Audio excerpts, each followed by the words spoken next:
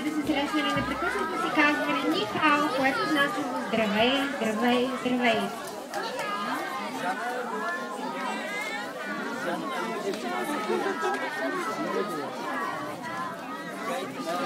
Милите китайци нямали дума нито за добро утро, нито за добър ден, нито за добър вечер, защото по това време не съществувало още времето.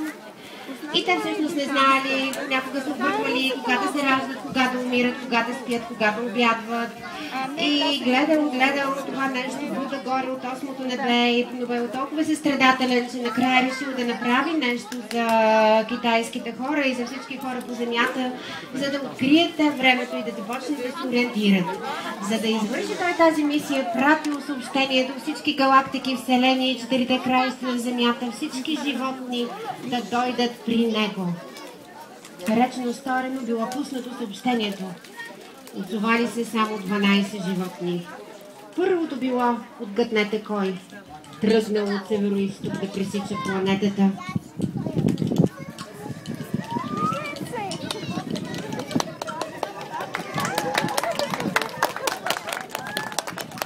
Най-пъргавото, малко страхливо, но пъргаво, гризящо.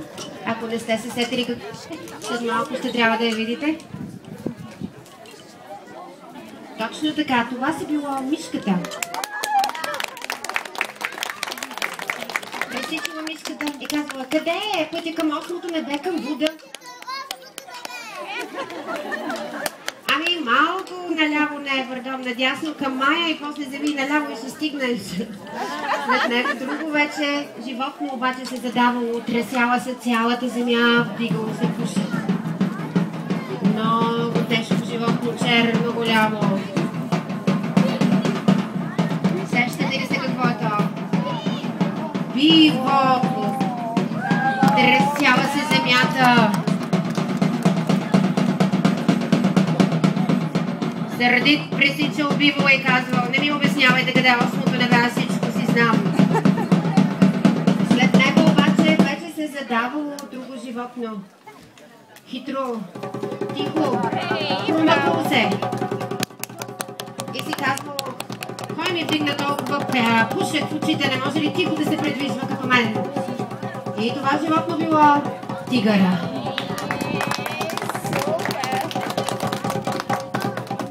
Промъквал се тигъра.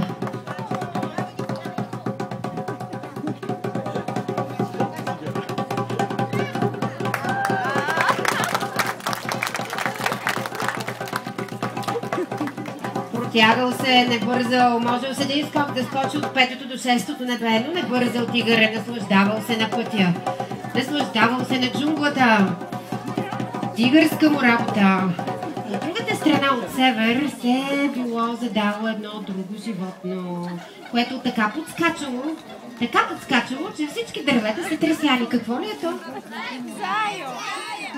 Точно така, подскачало зайчето, подскачало. Подскачало зайчето, подскок. И си казвало, 8 небета имам да изкача, за да стигна до Буда. Не ще скачам. На осмото небе. Ами нагоре.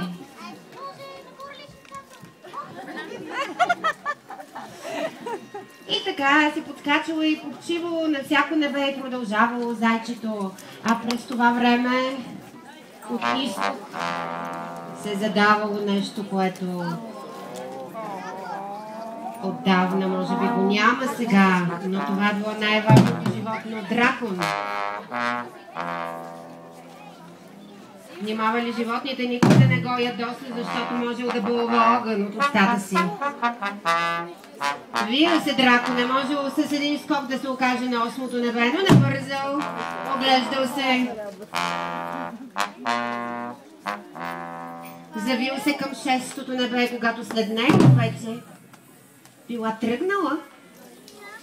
Стигнала до петото небе и се увивала. Знаем ли кой?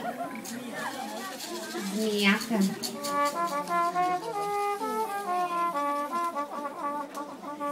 Вила се тя спираловидно и си съскала. Още 3 небета ще ги изпълзя, щом Буда ни е извикал, ще ги пълзя.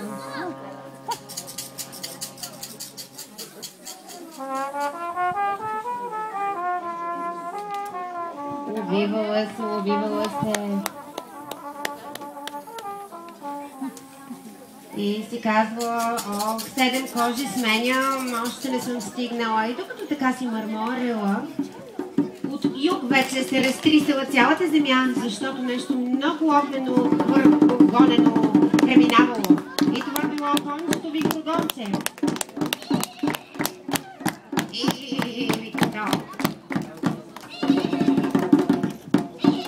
Разтърсила се земята, разтърсили се небесата.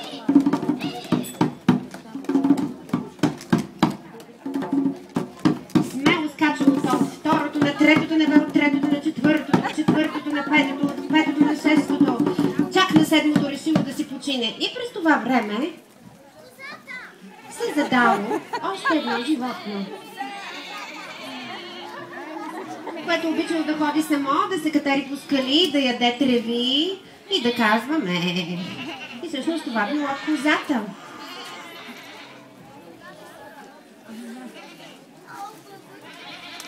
И така лениво си ходила козата и казала, аз май ги видях всички да минават, сигурно наближавам седмото небе. Но имало още нещо, още едно животно, което не бързало да стигне. Кое ли било това? Идвало от джунглата, обичало банани, катерило се по дървета и лияни.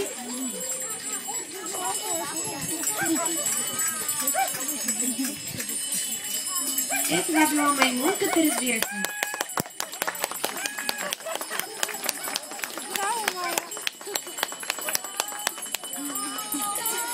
Чао, казва маймунката на всяко небе и смело се отправила нагоре.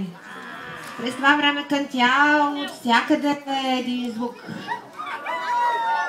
Това е нещо, което се събужда рано, буди всички, обича да яде разни неща, да ги кълве. И това било петела, разбира се, това било петльо.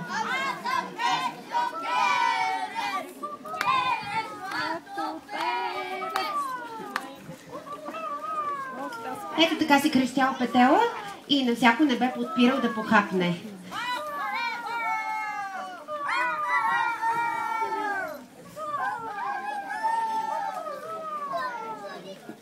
И тук оставаме петела, който също почти достигал до осмото небе. Е нещо още по-лениво препълзявало. И това било кучето. Набързало кучето, то се дупело, то поглеждало. И изобщо не бързало да стига, ама нали било тръгнало. Нямало по кого да полае, продължавало то да си пътува нагоре. Но имало още едно животно. Може ли да отгаднете какво е то? Обичало да се търкаля, обичало да грухти, обичало баклуци. Ако не се търкаляло баклуци, въобще живота му не струвало купната пара. И по това време, да, това е прасето розово, дебело, търкалящо се. Търкаляло се то от едното небе на другото, от едното небе на другото и си грухтяло. Къде е осмото небе? Ще постигне ли скоро? Грух, грух.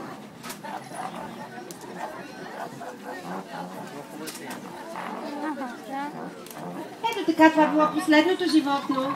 И се събрали животните, всички се събрали на седмото небе, оставало да направят една крачка, за да стигнат до Буда. И тогава се появила, но преди да се появи, я да видим има ли някой, който да появи.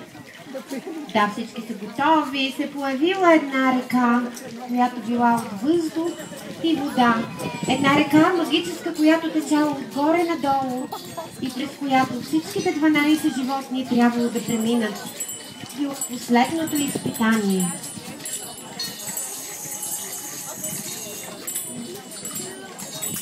Бавно се залюляли във вълните животните.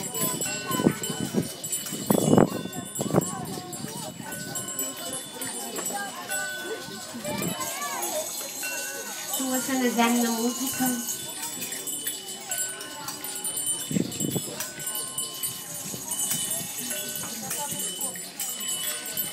Невероятно била тази река. която течала отгоре надолу и обратно.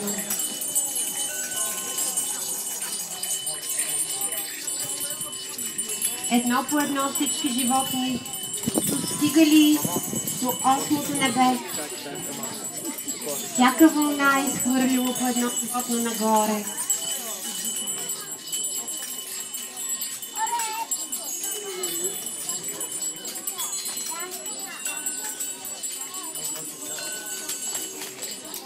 И така накрая 12 животни се оказали горе на осмото небе. Като на всяко от тях реката прошепнала онази вълшебна мантра, която щяла да стане основната мантра за китайския и тибетския народ.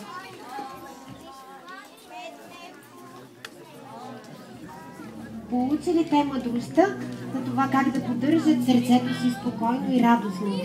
Нашепнала реката им мантрата Ом Мани Падме Хум.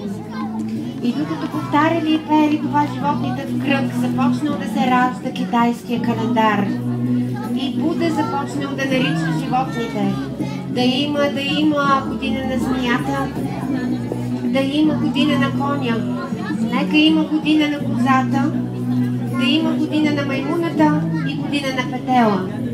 Нека да има година на кучето, нека да има година на мишката, да има година на тигъра и година на бивола, нека да има година на заека и година на прасето, нека да има година на дракона и всички хора, които се раждат в тези години, нека да носят характеристиките на тези животни.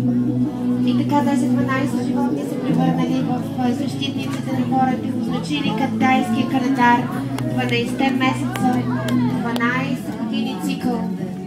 12 характеристики на хора, които се раждат циклично през 12 години.